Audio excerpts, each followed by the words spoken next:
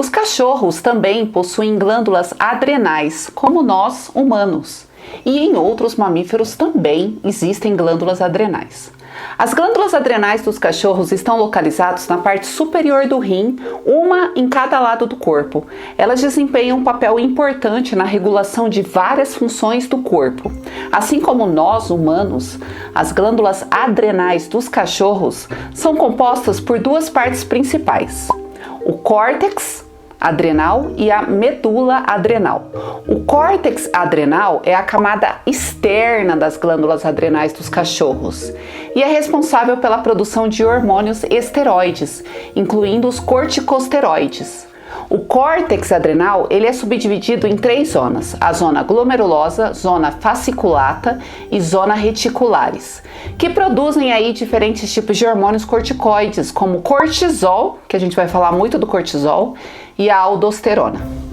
Agora, já na medula adrenal, ela é a camada interna das glândulas adrenais dos cachorros e é responsável pela produção de hormônios chamados catecolaminas, que é a adrenalina e a noradrenalina. Esses hormônios estão envolvidos na resposta ao estresse, na regulação da pressão arterial e também no controle do sistema nervoso autônomo. As glândulas adrenais desempenham papéis importantes, papéis vitais no equilíbrio dos hormônios do corpo e na resposta ao estresse.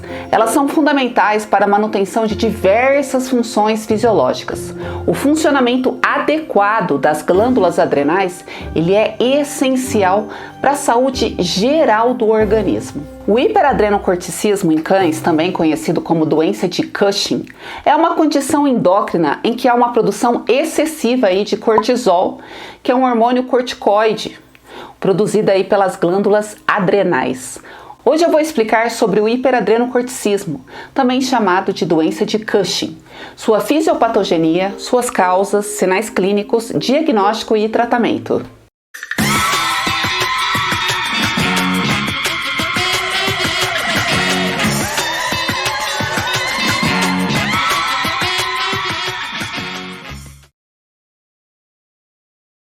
Oi, tudo bem com vocês? Sejam muito bem-vindos ao meu canal, um canal sobre o mundo da medicina veterinária. Eu sou a Bruna, estudante da Faculdade de Medicina Veterinária. Atualmente eu estou cursando o 9º semestre do curso e hoje eu vou explicar sobre o hiperadrenocorticismo em cães.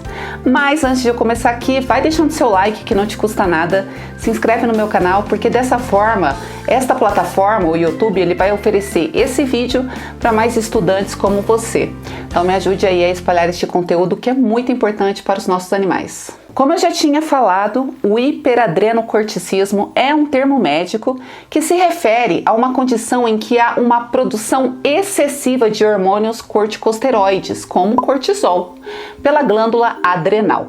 Isso pode levar a uma série de sintomas e complicações relacionadas aos efeitos dos hormônios em excesso no corpo.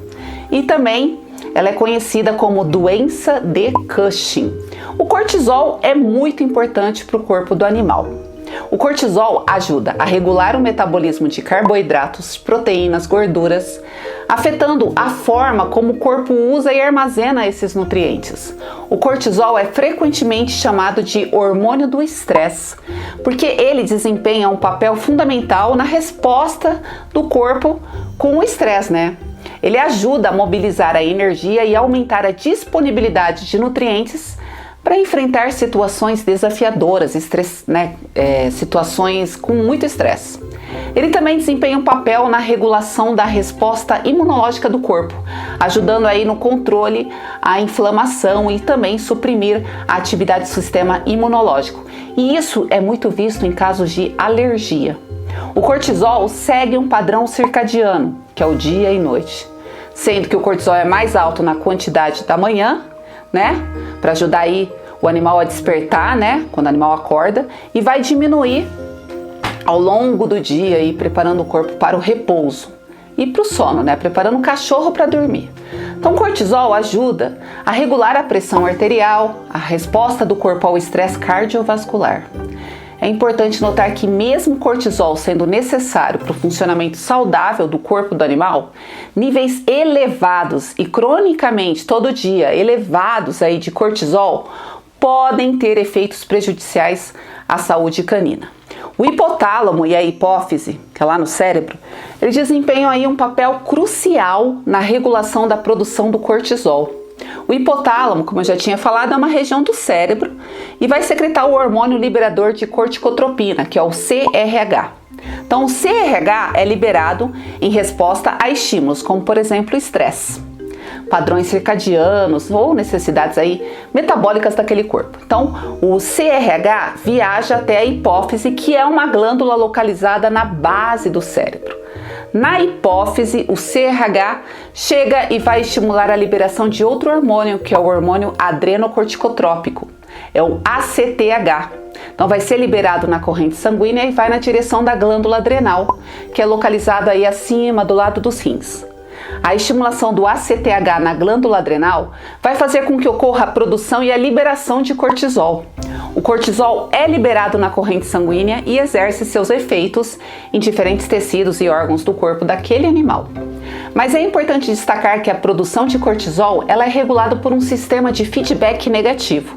Isso significa que quando os níveis de cortisol no sangue estão elevados, estão altos o suficiente para aquele animal, o hipotálamo e a hipófise detectam esse aumento e reduz ou simplesmente para de produzir o CRH e o ACTH. Isso ajuda a manter os níveis de cortisol em equilíbrio no organismo do animal. As causas do hiperadrenocorticismo são hiperadrenocorticismo pituitário dependente, hiperadrenocorticismo adrenal dependente ou hiperadrenocorticismo iatrogênico. Calma que eu vou explicar um por um. O primeiro que eu vou explicar aqui é o hiperadrenocorticismo pituitário dependente, também conhecido como doença de Cushing pituitária dependente. É um tipo específico de hiperadrenocorticismo em que a causa está relacionada à disfunção da glândula pituitária, hipófise, lá no cérebro do animal. Na maioria dos casos, o hiperadrenocorticismo pituitário dependente, ele é causado por um tumor benigno lá na hipófise, chamado de adenoma hipofisário. Esse tumor secreta o hormônio adrenocorticotrófico, o ACTH, em excesso, estimulando assim as glândulas adrenais a produzir e liberar cortisol em níveis elevados. Outra causa é o hiperadrenocorticismo adrenal dependente, em que a causa está relacionada a uma disfunção nas glândulas adrenais. Nesse caso, ocorre um problema diretamente nas glândulas adrenais, resultando em uma produção excessiva de cortisol.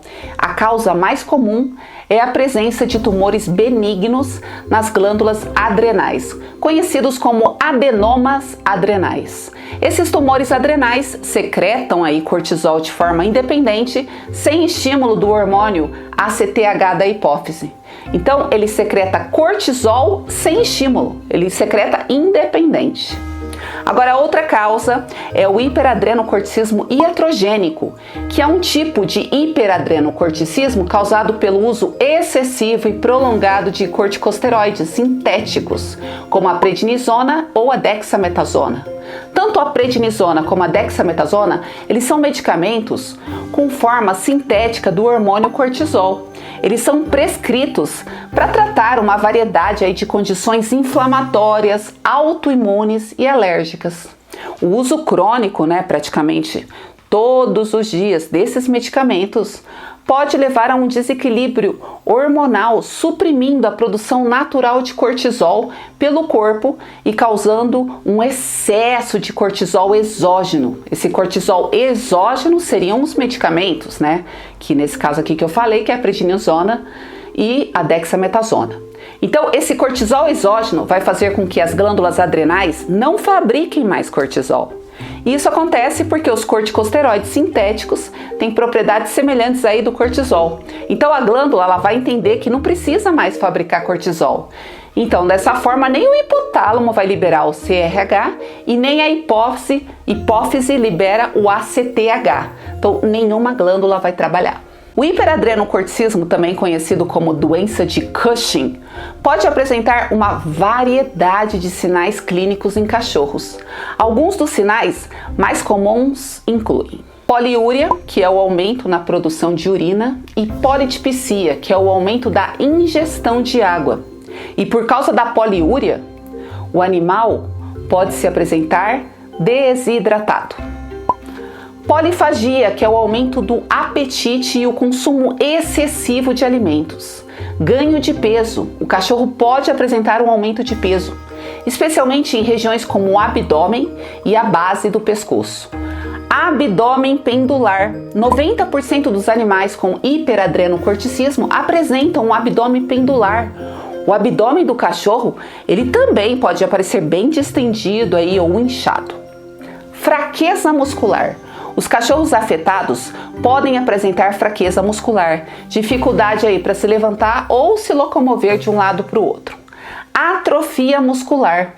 Perda da massa muscular, especialmente aí nas extremidades. Alterações na pele e no pelo. A pele pode ficar fina, esticada e suscetível às lesões. O pelo vai ficar mais frágil, fino e com tendência à queda excessiva. Então tem-se a atrofia da pele e a telangiectasia. A pele fica muito fina e dá para ver as veias tranquilamente debaixo da pele.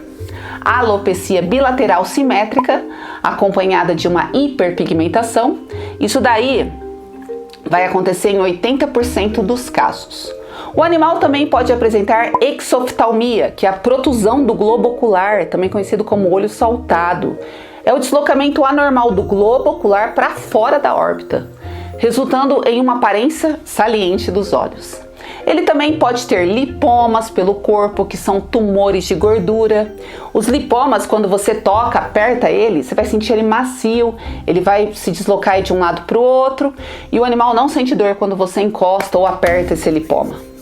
O animal pode também apresentar cravos, que são os comedos no corpo, principalmente na região do queixo. Ele pode apresentar calcinose cutânea, que são depósitos de cálcio aí na pele, como se fossem pequenas cristalizações na pele. O prurido, que é a coceira, né, que o animal coça, é difícil aí de aparecer em animais com hiperadrenocorticismo, só vai aparecer em 25% dos casos. Ele também pode apresentar hepatomegalia, que é o aumento do fígado, e também pode apresentar estrias no abdômen. Desenvolvimento de infecções cutâneas devido às alterações na pele, né? Os cachorros com hiperadrenocorticismo podem ser mais propensos a desenvolverem infecções cutâneas, como por exemplo a dermatite. Aí vai ter aumento da frequência de infecções urinárias. A imunossupressão, né, causada pelo excesso aí do cortisol, pode predispor o cachorro a infecções do trato urinário. E letargia. Os cachorros podem apresentar um comportamento geral de letargia e cansaço, preguiçoso. O animal ele fica depressivo. E os sintomas, então, podem variar entre os cachorros e nem todos os sinais clínicos estarão presentes em todos os casos. E para piorar a situação do paciente, o hiperadrenocorticismo pode trazer outras complicações para a saúde daquele animal, como a pancreatite aguda, diabetes, hipertensão arterial, tromboembolismo, infecções urinárias, como eu tinha falado, e osteoporose. E eu fiz um vídeo sobre pancreatite canina, eu vou deixar o card aqui do lado e o link na descrição deste vídeo aqui embaixo, então caso você quiser assistir, é só acessar o link. Agora vamos falar sobre diagnóstico. O diagnóstico do hiperadrenocorticismo envolve uma combinação de histórico clínico, exame físico, testes laboratoriais, exames de imagem. Então aqui eu vou falar dos passos, né, geralmente seguidos aí, até a gente chegar no diagnóstico. O primeiro é o histórico clínico. O veterinário vai coletar as informações sobre os sintomas observados pelo tutor, vai perguntar tudo, a duração, progressão da doença, ele vai perguntar tudo para o tutor. Depois o exame físico, o veterinário vai realizar um exame físico completo, avaliando o estado geral de saúde do corpo. Vai observar os sinais físicos, característicos aí do hiperadrenocorticismo, como eu já tinha falado anteriormente. Como por exemplo as alterações na pele, ganho de peso, atrofia muscular, abdômen distendido. Também, né, tem que fazer os testes laboratoriais, são muito importantes, os exames de sangue, onde vai ver função renal, função hepática. Urinálise pode ser feita aí para detectar anormalidades na urina e avaliar a função renal também. E também os exames de imagem, como a radiografia abdominal, né, o raio-x, pode ser realizada aí para avaliar o tamanho das glândulas adrenais e detectar possíveis massas, né, os tumores ou alterações. E o ultrassom, ultrassonografia abdominal, que é um exame mais sensível para avaliar o tamanho, a forma, as características aí daquelas glândulas adrenais, e identificar possíveis tumores. Para o diagnóstico, também tem os testes hormonais, como o teste de supressão com dexametasona e o teste de estimulação do ACTH. Agora eu vou explicar um por um, começando aí pelo teste de supressão com dexametasona. Esse teste consiste em administrar uma dose de dexametasona, que é um corticosteroide sintético, e avalia a resposta das glândulas adrenais. O teste é realizado da seguinte maneira: primeiro, no início do teste, uma amostra de sangue vai ser coletada para previamente medir os níveis de cortisol. Isso serve para referência, para comparar com os resultados após a administração da dexametasona. Então tem a administração da dexametasona, o cachorro recebe uma dose, geralmente por via oral ou injetável, dependendo aí do protocolo que vai ser utilizado. Depois faz outra coleta de amostra de sangue após um período de tempo específico, que geralmente fica entre 4 a 8 horas. Amostras adicionais de sangue então são coletadas para medir o nível de cortisol. Análise dos resultados, né? Depois, as amostras de sangue são enviadas para análise laboratorial, onde os níveis de cortisol são medidos. A supressão adequada do cortisol é esperada após a administração da dexametasona em um cachorro saudável. Se os níveis de cortisol não forem suficientemente suprimidos, isso aí pode indicar a presença de hiperadrenocorticismo. Outro teste hormonal é o teste de estimulação do ACTH, que é o hormônio adrenocorticotrófico. O teste de estimulação do ACTH é geralmente realizado da seguinte forma: primeiro, no início do teste, novamente uma amostra de sangue vai ser coletada para medir os níveis de cortisol. Isso serve como referência para comparação com os resultados após a administração do ACTH. Então vai administrar o ACTH, o cachorro recebe uma injeção do ACTH sintético. O ACTH estimula as glândulas adrenais a produzirem cortisol. E novamente faz uma coleta de amostra, né, após um período aí de um tempo específico, geralmente vai ser de 1 a 2 horas, tá? Após a administração do ACTH. Então, amostras adicionais de sangue são coletadas para medir os níveis de cortisol. E vai para análise dos resultados.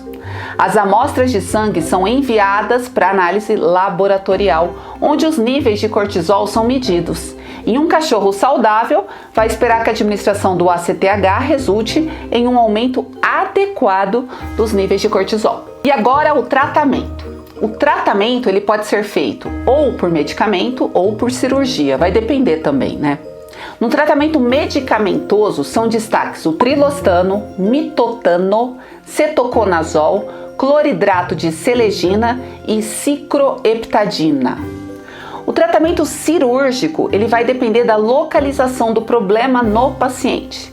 Se o problema for na adrenal, se for encontrado um tumor na adrenal, a cirurgia a ser feita é a adrenalectomia unilateral, onde vai ser retirado uma glândula adrenal e a outra vai deixar no corpo do paciente para que tenha pelo menos os níveis basais aí dos hormônios produzidos pela glândula adrenal.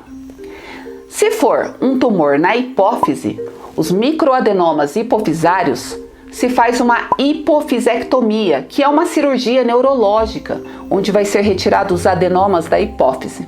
Essa cirurgia ela é bem rara, viu, na veterinária. O paciente ele sempre acaba fazendo tratamento à base de medicamentos. E o tratamento iatrogênico é através da redução gradual do corticoide usado aí pelo paciente e não deve ser retirado tudo de uma vez só.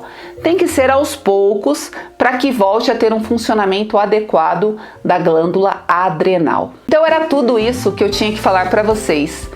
Eu estou no Instagram como @FAAprender, me segue lá, aproveita agora e se inscreve no meu canal, deixa o like, ative o sininho das notificações, porque assim você vai receber todos os meus vídeos, todos os meus futuros vídeos a partir de hoje. Compartilhe muito este conteúdo com seus colegas de sala.